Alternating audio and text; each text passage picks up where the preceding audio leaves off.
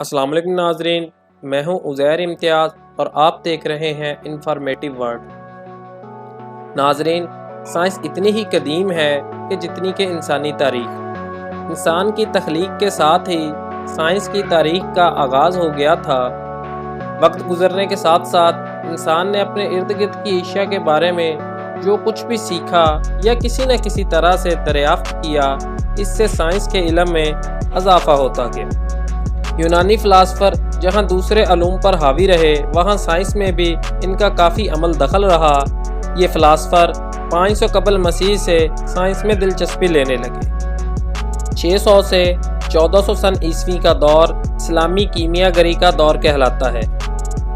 اس دور میں بہت سے لائق اور تحقیقی ذہن رکھنے والے لوگوں نے مادہ کے خواص کا مشاہدہ کیا۔ عملی کیمیا گری کے دور کو بجا طور پر مسلمان سائنسدانوں کا دور کہا جاتا ہے۔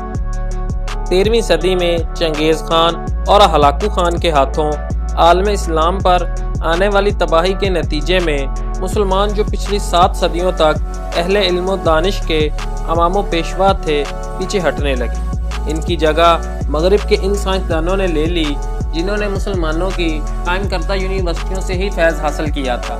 انہوں نے ان سائنسی روایات کو یورپ میں فروغ دیا جو آج تک قائم ہیں۔ آج ہم آپ کا 5 عظیم مسلمان سائنسدانوں سے تعارف اور ان کی خدمات سے آگاہ کریں گے۔ نمبر 1، جابر بن حیان۔ جابر بن حیان کو علم کیمیا کا بانی کہا جاتا ہے۔ جابر بن حیان نے کچھ دھاتوں کو پگھلا کر صاف کرنے، فولاد تیار کرنے، چمڑا بنانے، کپڑا رنگنے، لوہے کو زنگ سے بچانے کے طریقے معلوم کیے۔ سلفیورک ایسڈ، نائٹرک ایسڈ اور ہائیڈروکلورک ایسڈ پہلی دفعہ جابر بن حیان نے ہی تیار کیے تھے۔ جابر بن حیان ان کے علاوہ بھی کئی مرکبات کے موجد تھے۔ ناظرین، جابر بن حیان پہلے کیمیا دان تھے جن کی باقاعدہ ایک کیمیائی تجربہ گاہ تھی۔ جابر بن حیان نے کیمیا گری اور اس سے ملتے جلتے موضوعات پر عربی میں بہت سی کتابیں لکھی، جن میں الکتاب اور الخالص کی مشہور کتابیں ہیں۔ ان کی کتاب الکیمیائی کا لاطینی میں ترجمہ ایک انگریز رابرٹ آف چیسٹر نے 1144 میں کیا۔ 1892 میں مسٹر اوہمس نے جابر کی 9 کتابوں کا فرانسیسی میں ترجمہ کیا۔ نمبر 2، محمد بن زکریا الرازی کا پورا نام ابو بکر محمد بن زکریا الرازی ہے۔ آپ ایران کے شہر رے میں پیدا ہوئے۔ یہ شہر اسی جگہ پر واقع ہے جہاں آج کل تہران ہے۔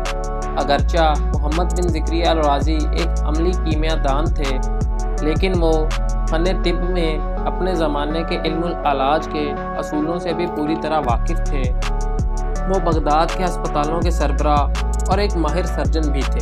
انہوں نے پہلی مرتبہ بے ہوش کرنے کے لیے افیون کا استعمال کیا۔ محمد بن زکریا نے ہی سب سے پہلے چیچک، خسرہ کے اسباب، علامات اور علاج کے بارے میں تفصیل سے روشنی ڈالی تھی۔ ان بیماریوں سے متعلق محمد بن زکریا کے تحریر کردہ اصول آج بھی تسلیم کیے جاتے ہیں۔ محمد بن زکریا پہلے سائنسدان تھے جنہوں نے تخمیر فرمنٹیشن کے ذریعے الکحل تیار کیا۔ محمد بن زکریا الرازی نے مختلف کیمیائی مرکبات کو 4 گروپوں میں تقسیم کیا: معدنیاتی، نباتاتی، حیواناتی اور ماخوذ۔ الرازی کی مختلف کیمیائی مرکبات کے بارے میں یہ گروہ بندی آج بھی تسلیم کی جاتی ہے۔ نمبر 3،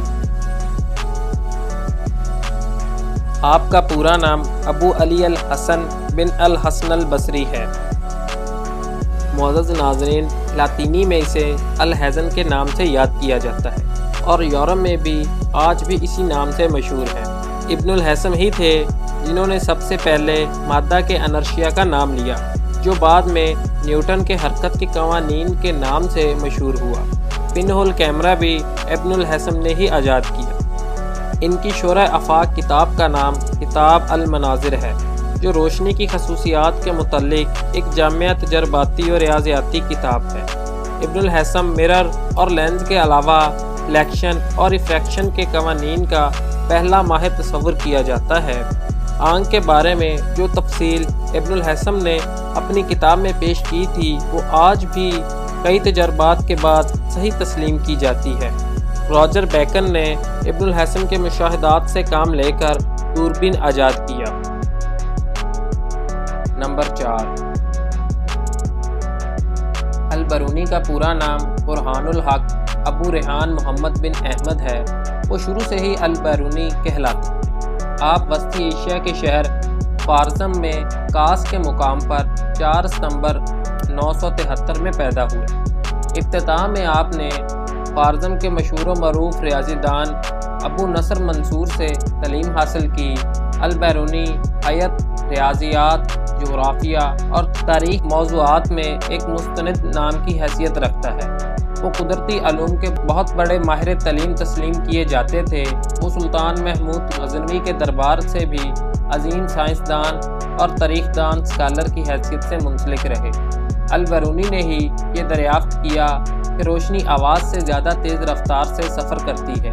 برصغیر کی سیاحت کے دوران البرونی نے پاکستان کے دارالحکومت اسلام آباد سے تقریباً 100 کلومیٹر کے فاصلے پر ضلع جہلم کے تحصیل پنڈ دادن خان کے ایک قصبے نندرا کے ایک قلعہ میں حساب لگا کر بتایا کہ زمین کا نصف قطر 6338 کلومیٹر ہے اور جدید اندازہ 6353 کلومیٹر ہے، یعنی البرونی کے اندازے اور زمین کے نصف قطر میں 15 کلومیٹر کا فرق ہے۔ نمبر 5، شیخ الرئیس ابو علی سینا کا پورا نام ابو علی الحسین ابن عبداللہ ہے۔ وہ یورپ میں اوینشیا کے نام سے مشہور ہیں۔ ابو علی سینا کو مسلم دنیا کا ارسطو بھی کہا جاتا ہے۔ انہوں نے تقریباً 760 جڑی بوٹیوں پر تحقیقی مطالعہ تحریر کیا۔ وہ نہ صرف کیمیا دان بلکہ دوا ساز بھی تھے۔ وہ پہلے کیمیا دان تھے جنہوں نے اس خیال کو رد کیا کہ عام دھاتوں کو سونے میں تبدیل کیا جا سکتا ہے۔ ابو علی سینا نے تقریباً 100 سے زائد کتب تحریر کی جو فلسفہ، سائنس، فقہ، ادب کے علاوہ طب پر مشتمل ہیں۔ فلسفہ کے میدان میں ابن سینا کی شاہکار تصنیف کتاب الشفا ہے۔ ناظرین، اس مشہور کتاب میں فزکس، کیمیا اور ریاضی کے علاوہ بیالوجی اور موسیقی جیسے مضامین پر بھی کافی بحث کی گئی ہے۔